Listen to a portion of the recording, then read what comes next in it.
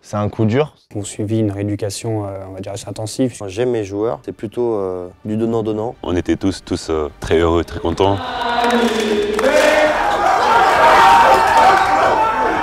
Là, on joue dans la plus haute division française. Ça part d'un état d'esprit. Ils ont voulu faire la guerre, on leur a montré ce que c'était la guerre, les gars. Et je pense qu'il va falloir garder la tête froide. Aujourd'hui, on n'a plus le droit de ne pas le faire.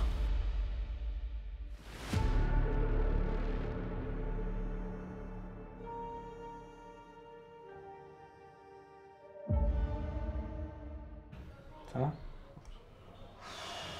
C'est très localisé ou ça te donne des douleurs un peu localisées?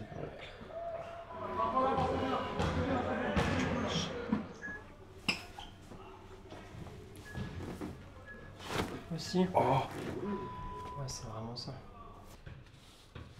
La cellule de performance au sein de la JL Bourg, elle est donc dirigée par Fabrice Serrano. Nous, au centre de formation, donc on a 2 préparateurs physiques, Esteban et Louis, donc moi le kiné, et on travaille avec notre docteur Maxence, là pour voir les joueurs, que ce soit au club, vu que j'ai ma présence quotidienne, et je travaille en relation avec le docteur, on communique ensemble tous les jours, hein, pour nos jeunes du centre de formation. Et on a tous les jeudis une petite réunion ensemble ici au club où on fait le point ensemble par rapport au week-end qui va arriver.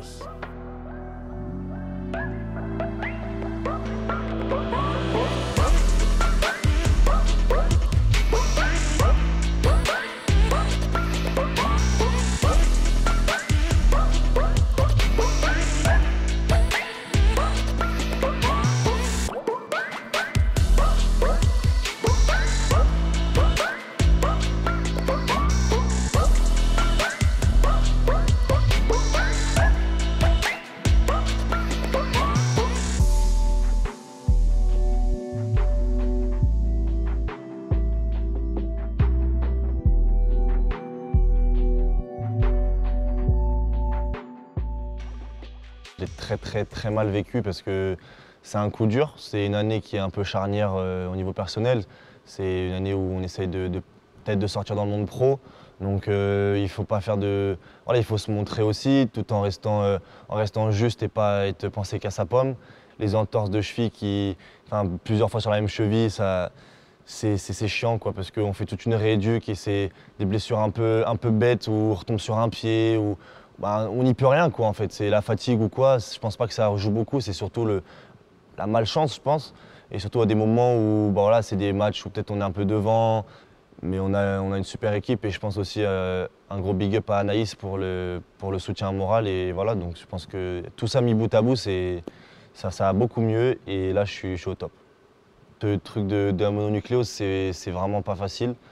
Et j'étais pas bien pendant 1 mois et demi, sauf que ça c'est que la partie hors basket. Après quand je reviens en basket, y a 1 mois et demi qui s'est écoulé, donc le temps que je revienne, et vu que ça prend aussi dans l'organisme, c'est spécial parce qu'en fait on n'est pas blessé, donc le corps il va bien, mais en fait on n'arrive pas quoi. Au bout d'une demi-heure d'entraînement, j'étais sec, donc c'était pas facile du tout, après quelques blessures qui ont rien arrangé. Donc voilà, la saison, j'ai essayé de trouver les points positifs, de faire le job comme il faut pour revenir. Donc c'est long, ce genre de situation-là.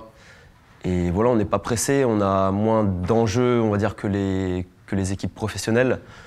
Et on est toujours dans un objectif de développement et de santé quand même du joueur, avant tout. Donc on prend le temps. Donc Anatole, cette saison, il s'est blessé 2 fois. Il s'est blessé en pré-saison au premier tournoi qu'on a fait, au premier tournoi amical. Donc il s'est fait une entorse de cheville. Et en fait, il a fait la même pathologie, mais de l'autre pied, sur le mois de décembre. Donc c'est dans les 2 cas des pathologies qui ont suivi une rééducation, on va dire, assez intensive, puisque je pouvais le voir 2 fois par jour, le matin et l'après-midi. Et ça, Ces protocoles de rééducation ont duré 3 semaines pour lui, avant une reprise à la compétition. On a continué le travail sur le développement du haut du corps et également sur le bas du corps sur les mouvements qu'on pouvait, sur le gainage également. Quand il y a une blessure, on essaye aussi d'éviter qu'elle revienne, même si c'est jamais compliqué et qu'on ne contrôle pas tous les facteurs. C'est pour ça que je parlais de la préparation physique invisible, parce que ça rentre en compte dans le fait de ne pas se reblesser. Ces choses invisibles, que ce soit le repos, le sommeil, l'alimentation, l'hydratation, c'est vraiment les bases de la récupération. Donc c'est ce qu'on essaye aussi d'enseigner aux jeunes, alors que ce soit moi ou les préparateurs physiques. Et c'est ce qui peut faire aussi la différence entre tel jeune ou un autre s'il respecte bien ces choses-là. Et on essaye d'éduquer les joueurs aussi pour qu'ils puissent faire des exercices et des choses qui leur permettent de ne pas se reblesser sur des zones où ils ont déjà été blessés. Donc voilà, c'est un travail sur le moment de la blessure, mais aussi après coup, après la blessure, où on essaye d'éviter qu'elle revienne. Dans le cas d'une blessure, le joueur est directement pris en charge par le kiné du centre de formation, Florent. Il prend les joueurs sur la période dont il a besoin pour le remobiliser. Et après, moi, mon travail, c'est de faire la transition entre l'après-kiné et le retour terrain. Donc pendant aussi qu'il est blessé, il y a aussi forcément une phase de développement où on essaye de maintenir et de le développer encore sur d'autres parties du corps. Et après, quand il revient progressivement sur le terrain, voilà, c'est de retrouver des capacités physiques qu'il avait avant. Donc on fait aussi des tests qu'on a fait en début de saison pour avoir une norme de retour de blessure. Comme ça, quand le joueur revient et qu'on considère qu'il est prêt, on fait les tests physiques. Et s'il a un pourcentage, s'il est à 5-10% de ce qu'il avait avant, on considère que ça correspond à être apte à retourner sur le terrain.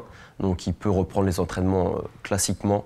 En parler à l'entraîneur pour qu'il reprenne aussi sur des durées progressivement plus longues.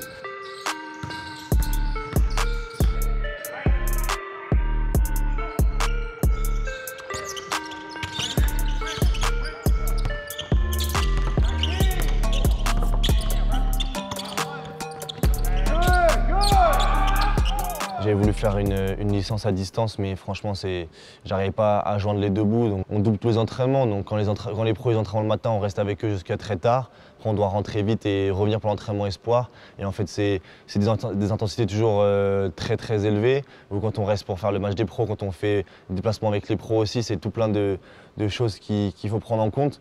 Mais je pense que voilà, c'est un truc à vivre parce que c'est très important et on voit aussi la vie d'un pro. On est demandeur de ça aussi. Et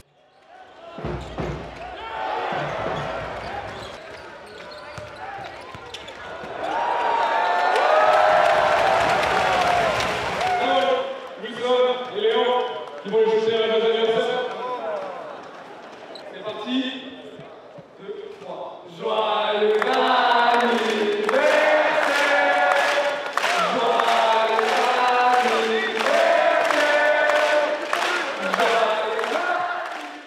En plus, quand j'ai commencé ça, il y avait le ramadan. Du coup, c'était un peu plus compliqué au niveau du cardio et du physique. Il y a eu le staff qui a quand même assez bien géré, en vrai, on va dire. La charge aux entraînements, on a un peu diminué. Quand je revenais avec les espoirs, il y avait une rotation toujours pour me faire souffler un peu. En match, le temps de jeu il a été un peu adapté, comme on avait des matchs qui étaient un peu plus abordables aussi, on va dire. Ça m'a permis de rester tout le temps focus, me donner à 100%. L'intégration avec les pros, elle est plutôt, on va dire même sur le côté humain, elle est plutôt simple parce que les gars, ils se prennent pas la tête. On est des petits jeunes, ils nous intègrent très facilement. Niveau basket, j'avais déjà eu la chance aussi l'année dernière un peu de m'entraîner avec eux, donc je l'ai fait assez facilement la transition. Après, de pouvoir jouer vraiment un match avec eux, ça c'est plus des opportunités. Et moi, ce qui est un peu embêtant aussi, c'est que les moments où j'aurais pu peut-être rentrer, c'était quand j'étais malade ou quand je me suis blessé. Donc voilà, j'ai raté des opportunités et ça, pareil. Pour revenir, Anaïs, elle m'avait dit que on ne peut pas contrôler, donc c'est des trucs où voilà, faut passer à autre chose. L'entraînement, ouais, tu step up forcément parce que tu joues contre plus fort que toi, plus physique, plus tout. Et du coup, c'est tout plus rapide en fait, donc il faut que tu t'adaptes et après tu peux essayer de le retranscrire sur les entraînements espoirs et du coup de dominer forcément, donc c'est plus simple. Ouais. Physiquement, j'arrive à assez bien tenir avec le physique que j'ai. parce que lui, on travaille assez bien avec notre préparateur physique aussi. Et quand je rentre avec les pros ou avec les espoirs, j'essaie toujours de me donner à fond, parce que j'ai pas de réserve à faire, on va dire. Je suis jeune encore, donc j'ai de l'énergie à donner. Les autres, ils avaient fait des bancs, ils ne jouaient pas trop du match. Moi, sur ce match-là, vu que j'avais beaucoup de blessés déjà, je savais qu'il y avait une possibilité que je rentre. Après, Fabrice et Freddy m'ont dit de me préparer, de rester concentré mentalement, que j'avais pas de pression à avoir. J'avais juste bien faire mon job en défense, prendre des rebonds. Et s'il y avait des tirs ouverts, les prendre. Et c'est ce que j'ai fait, ça s'est bien passé.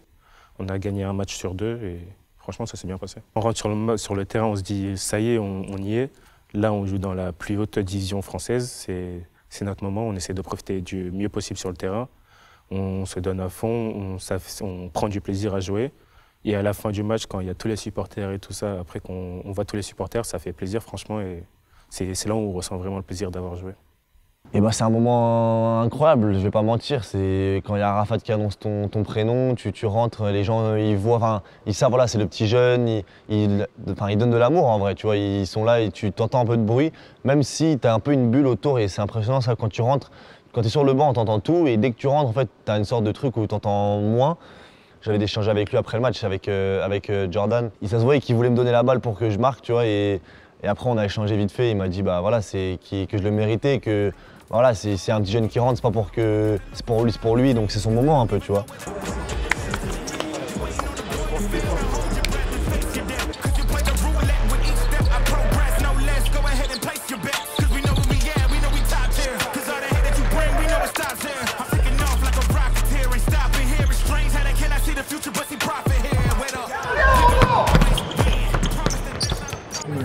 D'accord, et vous tombez dans le panneau. Non, faut mettre du rythme, tout ce qu'on fait, vous jouez short, là, vous allez chercher la balle à 2 à l'heure, vous jouez un pick à 2 à l'heure, on s'arrête à l'écran, c'est pas... Oh, allez-y, mettez la continuité, mettez du rythme tout ce qu'on fait. Faut hausser notre agressivité et le rythme du jeu, je suis désolé. On joue tout en marchant, à l'heure. Hey, il joue comme ça parce qu'il joue 38 minutes en face. Vous comprenez ça? C'est pour ça qu'il court pas. C'est pas notre jeu.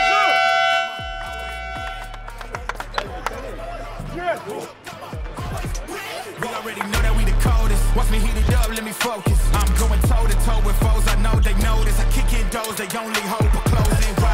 Cause they know I go again. And when they get it dry, I'm the one that can make it flow again. Talk to me nice, my team, they ready to go again. Running into us, we'll gladly send you home again. We don't talk, better know the grind, gon' match my walk. I'm a cheat code, I don't take no loss. Making no sense, run up the scope. Cause all I do is win. And I'ma do it again.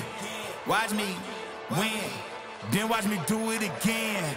Tell them I can't take no loss. My team hold no L's, no. Aiming for the top, can't make it by myself. I ain't taking no loss. I ain't taking no loss. Look, come on, always win. I ain't taking no loss. Look, come on, always win. I'm winning again and it's all on the beat. I'ma just sit at the top 'cause I'm running it, dog. On me, I don't know defeat. Had to get back on the phone. Pour rester motivé et discipliné, j'ai juste un seule image en tête et c'est de gagner un doublé cette année. Ça part d'un état d'esprit qu'il faut juste avoir la dalle et envie de progresser tout le temps, de ne pas se contenter de ce qu'on a actuellement, mais de vouloir toujours plus et mieux. Donc si on se satisfait de ce qu'on a actuellement, on ne progresse pas ou on régresse même par rapport aux autres. Donc c'est vraiment se concentrer surtout sur soi, être meilleur chaque jour, une meilleure version de soi-même, et puis pas s'arrêter. C'est juste répéter. Même quand on est fatigué, on essaye de faire un pas de plus, et c'est comme ça qu'on peut avancer et arriver là où on veut à la fin. Je reste toujours motivé pour jouer au basket, surtout avec les pros, parce que je me challenge à vouloir essayer de défendre sur toujours des joueurs qui sont meilleurs que moi. J'essaie de les stopper, de marquer sur eux. Et quand je suis avec les espoirs aussi, j'essaie de me challenger avec les autres. On se challenge, on fait des matchs entre nous. On essaie de se donner à chaque fois à fond parce qu'on sait qu'on est, par exemple, la meilleure équipe en espoir. Et ça veut dire si on se bat entre nous, entre guillemets, on a une petite domination et on se charrie avec les autres. Et c'est comme ça qu'on se motive entre nous aussi. Des clubs pro reçoivent un appel d'offres. Quand j'ai lu le mail, Déjà l'année dernière, en tant que directeur en fait, de centre de formation, ici, ça m'aurait intéressé, moi, de le faire l'année dernière, de l'organiser. Organiser un événement chez nous, ça faisait longtemps sur les jeunes, on ne l'avait pas fait. Il y avait une problématique de date qu'on avait relevée avec Fred. C'était plutôt par rapport à l'équipe pro, avec les finales d'Eurocup. Ça risquait de coincer, donc on ne s'était pas lancé dans l'aventure. Par contre, cette année, voilà, j'ai simplement transmis le mail à la direction, au président et puis aux dirigeants en leur demandant qu'est-ce qu'ils en pensaient, avec un petit sourire. Et au vu de la performance de l'équipe, on était bien engagés dans le championnat. Ils ont répondu favorablement, donc on a candidaté. On s'est battu, je pense, contre Strasbourg pour l'avoir. Et puis, quand on a reçu la réponse favorable de la Ligue nationale de basket, ça a été plutôt très très bien accueilli chez nous et on est assez fiers. Franchement, on était tous très heureux, très contents. On va tous inviter notre famille, nos amis, donc ça va être une très très belle expérience. Franchement, très content parce qu'on sait qu'en plus les supporters de cette ville sont super. Ils risquent de venir en nombre pour venir voir les matchs. On sait qu'en plus à domicile, pour le moment, on n'a pas encore perdu, donc ça nous donne un bon avantage. Par exemple, il y a eu Nancy l'année dernière qui c'était pareil pour eux à peu près. Ils avaient perdu qu'un seul match à domicile. On sait, du coup, ça nous a un peu servi d'exemple. On sait qu'il faut chaque match et au trophée du futur, tout le monde peut battre tout le monde. Aujourd'hui, les gars, c'est facile, on joue dur dès l'entrée, ok les gars, les 5 qui startent, les gars, ils n'ont pas d'entrée, on ne reste rien, ok les gars, ils sont venus à 9, etc. Ils ont fait le déplacement aujourd'hui, les gars, il faut qu'on les tue d'entrée, ok les gars, on ne reste rien du tout comme...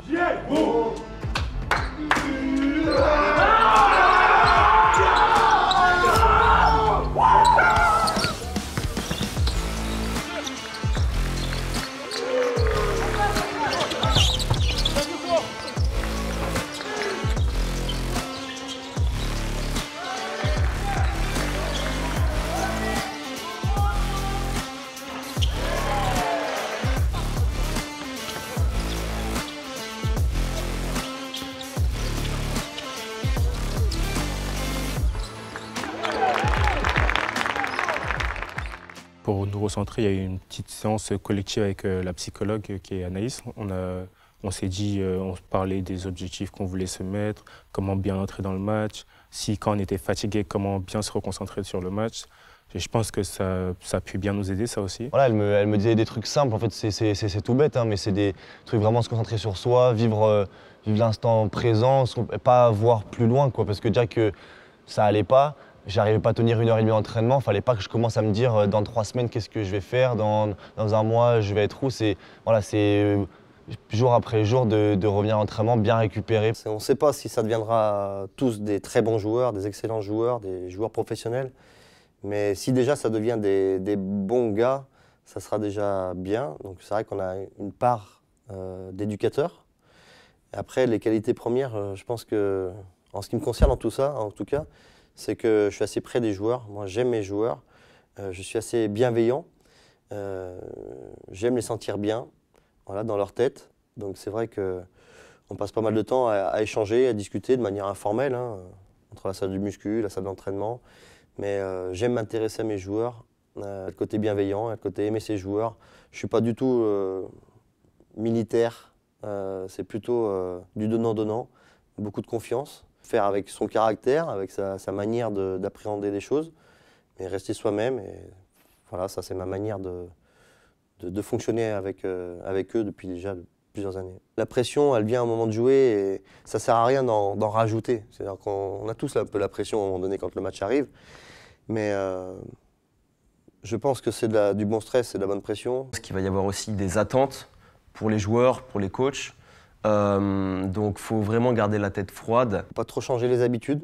On a des habitudes, on a un peu des rituels, on a un rythme de travail dans la semaine.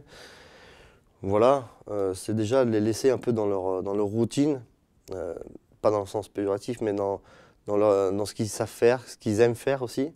Mais il n'y a pas forcément d'approche particulière. Après, Anaïs fait du très bon travail, que ce soit de manière collective, sur la préparation mentale de l'équipe. Elle a fait déjà 2-3 interventions, la gestion de la frustration, sur l'approche de matchs importants, voilà.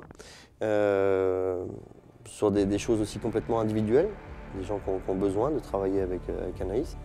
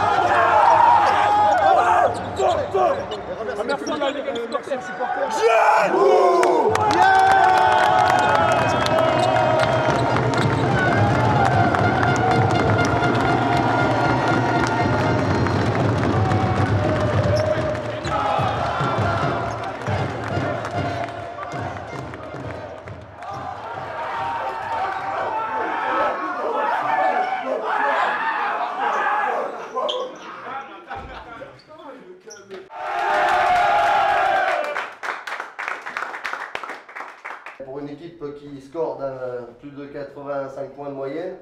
On bégaye un petit peu en termes d'adresse. Ok, hey, les gros. Parfait, d'accord, on a fait le taf. Maintenant, cette victoire-là doit amener encore des choses, d'accord. On est à 3 victoires d'un titre de champion de France. Let's go! Bien les gros, on est allé chercher les gros. Le match qu'on vient de vivre à Dijon, pour moi, c'était un match qui était déjà en jeu pour les deux équipes, parce que Dijon joue leur qualification au Trophée du Futur. Et nous, je savais que ce match-là était un tournant pour la dernière partie, la dernière ligne droite de la saison. Ça s'est joué vraiment une bataille de 40 minutes avec une haute intensité. Et on s'est rapproché d'un niveau pour moi de demi-finale de Trophée du Futur. Je pense que les joueurs ne sont pas fous, ils sont très intelligents et ils savent bien que c'était un match déterminant pour la dernière ligne droite et pour le titre. Vu débarquer les Diablotins, nombreux, bruyants, ils nous ont poussés. Et ça, franchement, c'était excellent. Je pense que les joueurs, ça les a beaucoup aidés. C'était précieux. On essaie déjà de ne pas trop regarder dans le rétro, même si ça fait phrase bateau.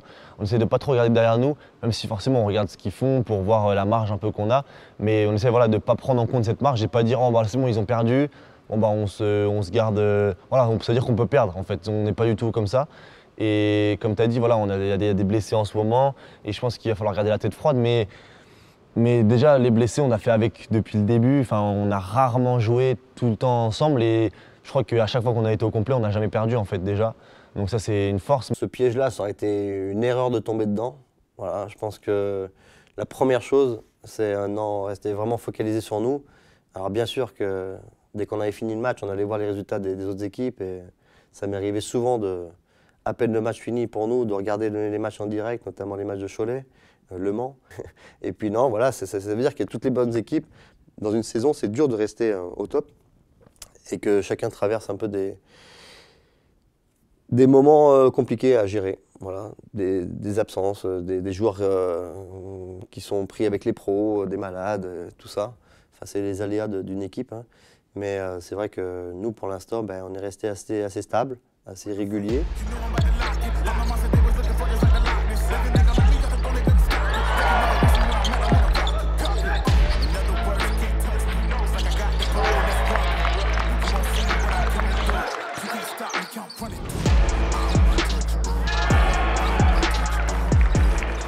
Vous êtes spectateurs. Le ballon doit bouger, on doit offrir des solutions au ballon. Okay. Défensivement, on sait tout. Okay. Make shooter. Alors on va pas dans le bled, quand on reste au joueur dans la main sur lui, c'est de la facilité là. Allez. Léon.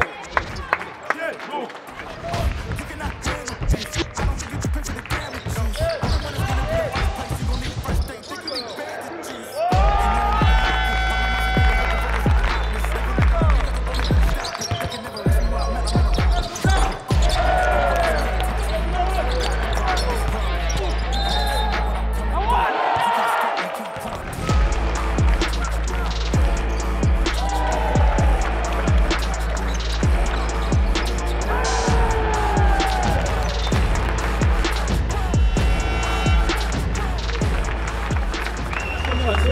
C'est à cause de l'autre connard, je lui dis switch, il reste sur son joueur, bah du coup je suis en retard. Je me suis dit bah j'allais le montrer. Excellent les gars, la première mi-temps elle a été galère les gars, et maintenant les gars, parce qu'il m'a focus, les gars, focus maintenant les gars, on fait une bonne semaine de travail, les gars on a un match les gars des champions de France les gars. Champion de France les gars, faut qu'on réalise les gars, let's go!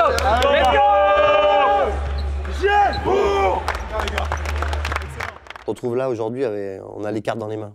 On a vraiment les cartes dans les mains. On en rêve et on a tellement envie de le faire qu'aujourd'hui, on n'a plus le droit de ne pas le faire. Je pense que les joueurs savent très bien que ce sera peut-être leur plus beau souvenir. Ça n'arrive pas chaque année. Et dans une carrière, certains, ça sera peut-être la seule fois où ils seront champions de France. Donc on a envie de finir leur cursus ensemble de la plus belle des manières. Ils sont ambitieux. Depuis le début de l'année, ils sont ambitieux, ils parlent que de ça. Voilà, ça fait depuis le mois de septembre que j'entends cette année on fait le doublé, cette année on fait le doublé. Bon, mais la saison n'avait pas commencé, qu'ils avaient déjà cette ambition-là. Moi, je leur fais confiance. Et je pense que ce soit le staff ou les joueurs, on est préparés à ne pas se laisser disperser et à rester concentrés jusqu'à la fin, jusqu'à ce que le titre soit là, quoi.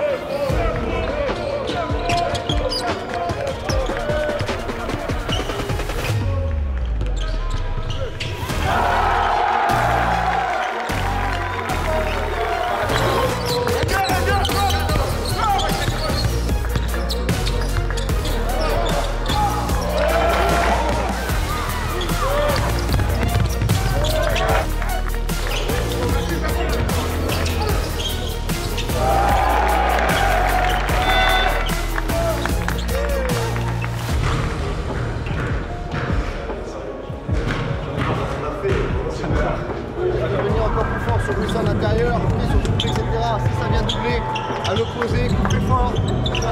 Rendez-vous disponible.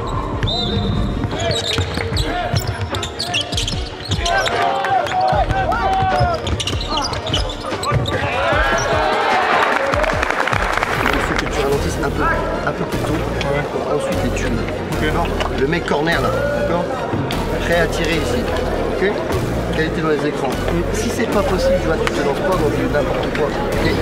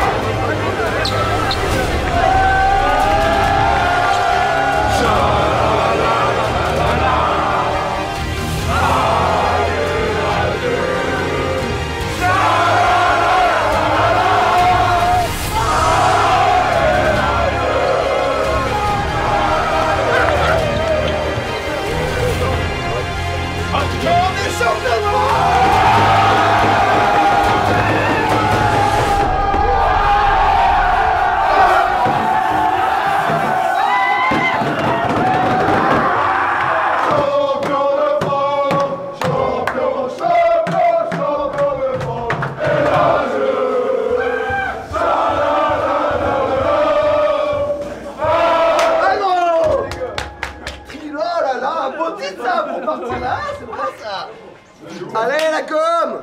Je trouve que le club a beaucoup progressé ces 10 dernières années, que le centre de formation, nous on est tiré par une équipe professionnelle qui est montée en puissance. Le centre de formation aussi est monté en puissance. Le trophée du futur l'année dernière, le titre de U18 il y a 5 ans, 6 ans maintenant.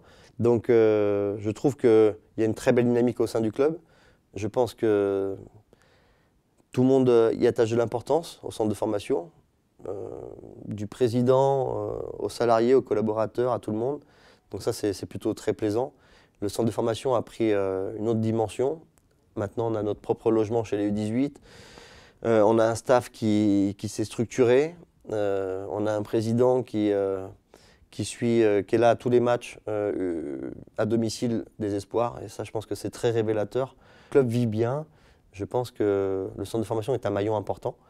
Et aujourd'hui, on voit que tous les signaux sont au vert, donc pourvu que ça dure. Et voilà, je pense que la JL, que ce soit le club dans sa généralité ou le centre de formation, a encore des beaux jours devant lui.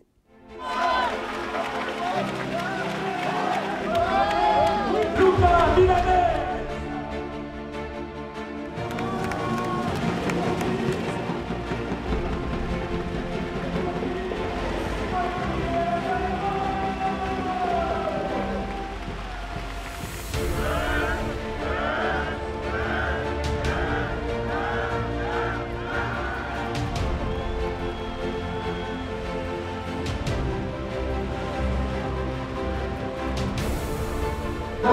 vous remercier pour tous vos messages, votre soutien tout au long de la saison. Ça nous a fait grand plaisir.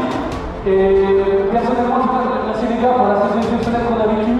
On a vécu des moments très forts, que ce soit sur ou hors du terrain. Donc voilà, merci les gars. Et merci à tout le club pour toute cette organisation qui nous a permis de vivre une très belle saison. Merci à tous. Donc on compte sur vous jamais pour faire le futur historique, trophée du futur, championnat, trophée du futur, pour être dans les annales définitivement du basket français.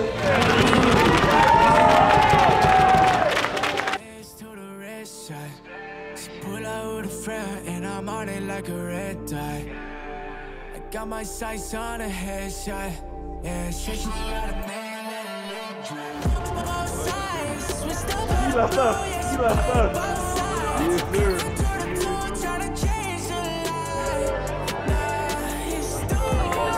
I can touch by the way you talk, yeah, you'll do this often. I just don't know what to do, just by the way you are. Tell me any problem, no, I can solve it. Fuck the post, cut to the max, yeah, like Michael Jordan.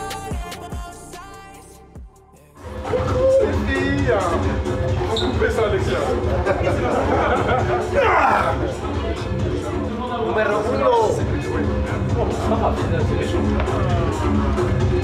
1.